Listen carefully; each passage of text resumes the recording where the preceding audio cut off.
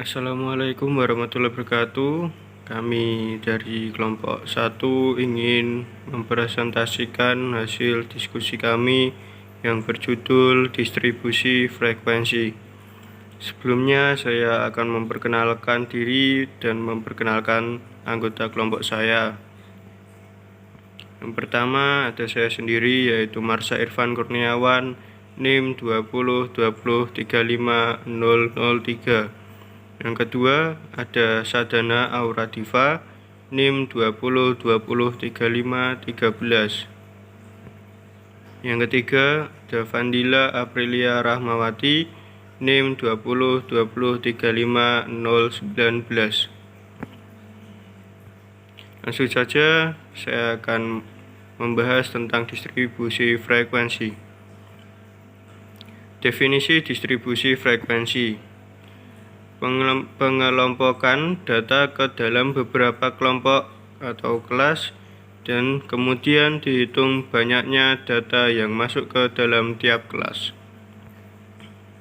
Jenis-jenis distribusi frekuensi. Yang pertama, distribusi frekuensi biasa. Distribusi frekuensi biasa adalah distribusi frekuensi yang berisi jumlah frekuensi dari setiap kelompok data.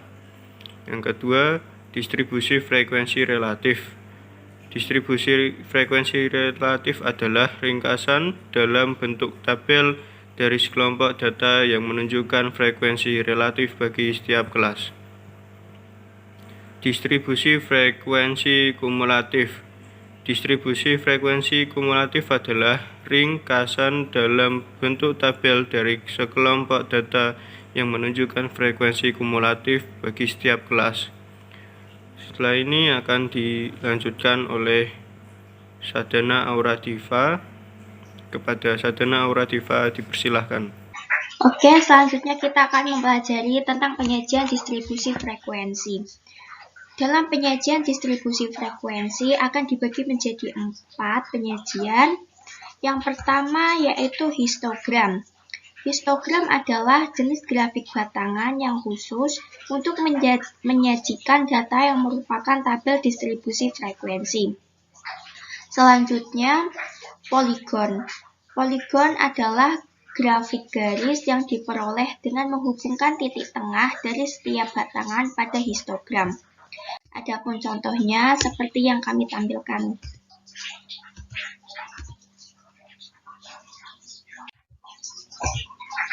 Selanjutnya, penyajian data yang ketiga adalah diagram lingkaran atau pie chart.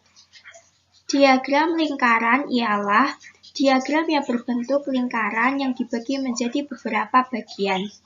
Yang keempat adalah ogive, yaitu kurva frekuensi kumulatif yang bentuknya mirip seperti huruf S. Adapun contoh dari diagram lingkaran adalah bisa dilihat di slide-nya. Contoh dari ogive adalah, oke, kita masuk dalam istilah-istilah distribusi frekuensi. Istilah yang pertama adalah kelas. Kelas merupakan kelompok nilai data atau variabel dari suatu data acak. Selanjutnya adalah interval kelas. Interval kelas adalah selang yang memisahkan kelas yang satu dengan lainnya. Selanjutnya adalah batas kelas. Batas kelas merupakan nilai yang membatasi antar kelas. Tepik kelas. Tepik kelas adalah batas kelas yang tidak memiliki lubang untuk angka tertentu antara kelas yang satu dengan lainnya. Selanjutnya, panjang interval kelas. Panjang interval kelas adalah jarak antara tepi atas kelas dan tepi bawah kelas. Selanjutnya adalah titik tengah. Titik tengah adalah angka atau nilai data yang letaknya tepat di tengah. Bisa menggunakan rumus setengah dalam kurung batas atas kelas ditambah batas bawah kelas. Terima kasih dari saya. Materi selanjutnya akan disampaikan oleh rekan saya. Terima kasih. Selanjutnya yaitu langkah-langkah membuat tabel distribusi frekuensi. Dalam penyajian data berbentuk tabel distribusi frekuensi, terdapat dua jenis tabel. Yang pertama yaitu tabel distribusi frekuensi data tunggal dan tabel distribusi frekuensi data kelompok. Di sini yang pertama saya akan menjelaskan tentang langkah-langkah membuat tabel distribusi frekuensi menggunakan data berkelompok. Yang pertama yaitu menentukan jangkauan data, yaitu menggunakan rumus R sama dengan X max dikurangi X min. R di sini yaitu adalah rank atau rentang atau jangkauan. Sedangkan X max di sini yaitu menunjukkan nilai yang paling tinggi. Dan X min di sini yaitu menunjukkan nilai yang paling rendah. Yang kedua yaitu menentukan banyaknya kelas yang menggunakan aturan Sturges, sehingga K sama dengan 1 ditambah 3,3 log N. Yang ketiga yaitu menentukan panjang kelas menggunakan rumus P sama dengan R per K. R di sini adalah rank dan K di sini adalah kelas. Yang keempat yaitu menentukan batas kelas interval. Dan yang kelima yaitu menentukan frekuensi tiap kelas menggunakan turus atau tali. Berikut adalah contoh soalnya. Di sini diketahui bahwa data nilai ulangan matematika kelas 12 SMK Nusantara. Dan berikut adalah penyelesaian. Sebelum itu kita harus menentukan nilai yang paling atas dan nilai yang paling bawah atau nilai tertinggi dan nilai terendahnya.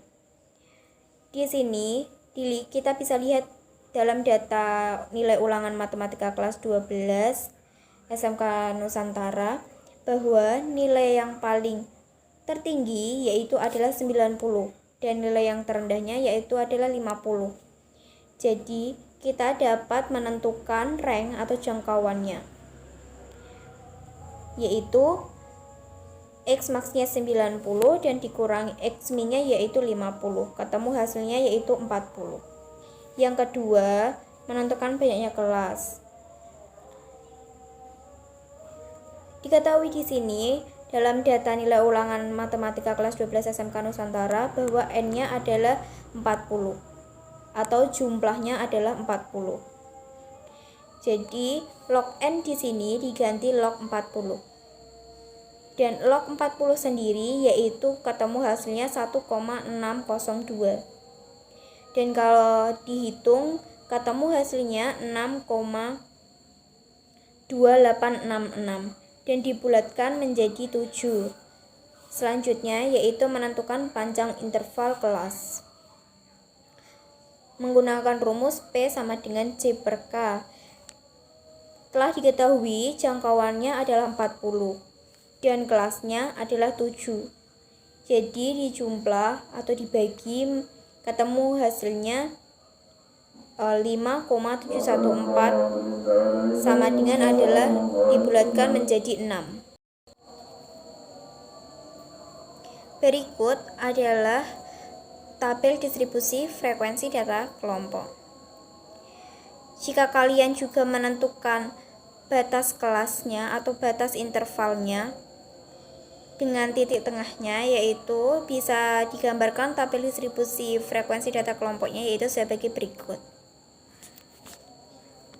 Untuk mencari batas interval yaitu dengan cara mengurangi 0,5 dikurangi dengan 0,5 ditambahkan dengan 0,5, yaitu dengan cara mencari tepi bawahnya yaitu batas bawah dikurangi 0,5 dan batas atasnya ditambahkan dengan 0,5.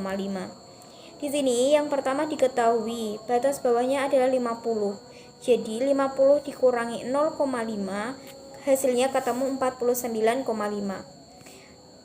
Dan selanjutnya batas atasnya adalah 55 ditambahkan dengan 0,5 jadi ketemu hasilnya adalah 55,5. Sampai seterusnya hingga ketemu yang terakhir yaitu 85,5 sampai 91,5. Untuk mencari titik tengahnya sendiri, yaitu dengan menggunakan rumus setengah dikali batas bawah ditambah batas atas. Dan di sini ketemu yang pertama, setengah dikali 50 ditambah 55, ketemu hasilnya adalah 52,5. Selanjutnya, contoh yang kedua yaitu mencari tabel distribusi frekuensi data tunggal. Di sini diketahui bahwa data nilai ulangan matematika kelas 12 SMK Nusantara yaitu sebagai berikut. Karena tabel di atas sudah urut, maka kita tidak perlu mengurutkannya lagi. Jika kalian mendapatkan datanya belum urut, maka langkah pertama yang kalian harus lakukan yaitu mengurutkan datanya terlebih dahulu, supaya kalian lebih mudah untuk membuat tabel distribusi frekuensi data tunggalnya. Karena ini data tunggal, kalian tidak perlu menggunakan rumus tadi ya. Dan berikut kalian bisa langsung menggunakan atau membuat tabel distribusi frekuensi data tunggalnya. Ini adalah tabel distribusi frekuensi data tunggal. Diketahui tadi nilai 5-nya adalah ada 7, frekuensinya ada 7. Sampai 10-nya ada 4. Sekian dari kelompok kami. Assalamualaikum warahmatullahi wabarakatuh.